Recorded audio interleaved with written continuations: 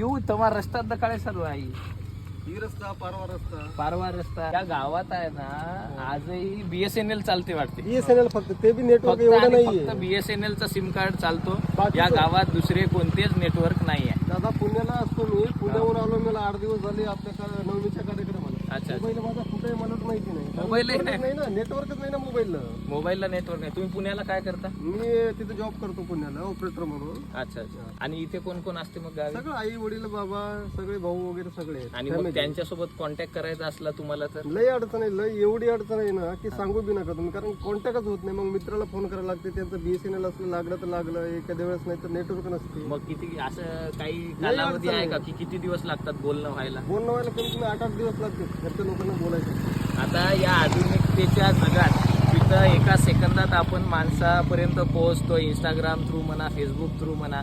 ते आमच्या पुसद मतदारसंघात लोकांना 8-8 दिवस पुण्याहून कॉल एकमेकाशी कनेक्ट करायला लागतो. ते आधीच्या काळात व्हायचं की शेजारच्या गल्लीच्या रमेशला नेऊन द्या फोन.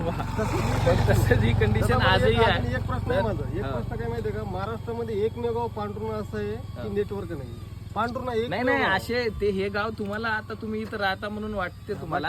आता आम्हाला माहिती आहे असे आपल्या मतदारसंघात या पुसद मतदारसंघांमध्ये इतके गावं आहेत.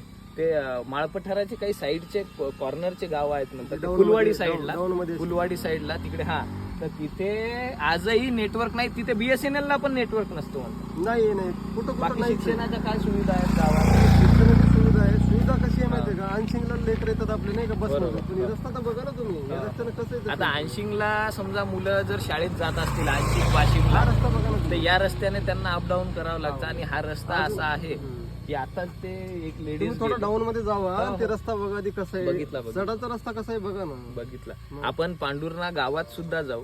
आणि आता इथे नेटवर्कचा तर काही विषयच नाही आहे, पण पांडुर्णा गावात जाऊ, तिकडे तांड्यात जाऊ आणि तिथे सुद्धा लोकांच्या आपण प्रतिक्रिया जाणून घेऊ की नेमका कुठल्या परिस्थितीत हे लोक राहत आहेत. म्हणजे इंटरनेट महत्वाचं साधन आहे ज्याच्यामुळे सगळीकडे नॉलेज जात आहे, अवेअरनेस वाढत आहे आणि अनेक गोष्टी इंटरनेटच्या माध्यमातून लोकांपर्यंत पोहोचत एक महत्वाचा विषय दादा, जे लेकर शहरामध्ये शिकतात ना त्यांना कसं आहे ना ऑफलाईन ट्युशन भेटते. आता आपल्या गावामध्ये कसं आहे ऑफलाईन ट्युशन नसते ना. बरोबर. कोण नाही. मग ऑनलाईन ट्युशन जर घ्यायचं असलं का हा सगळ्यात मोठा प्रॉब्लेम आहे ना, कारण की नेटवर्कच नाही आपल्या गावामध्ये.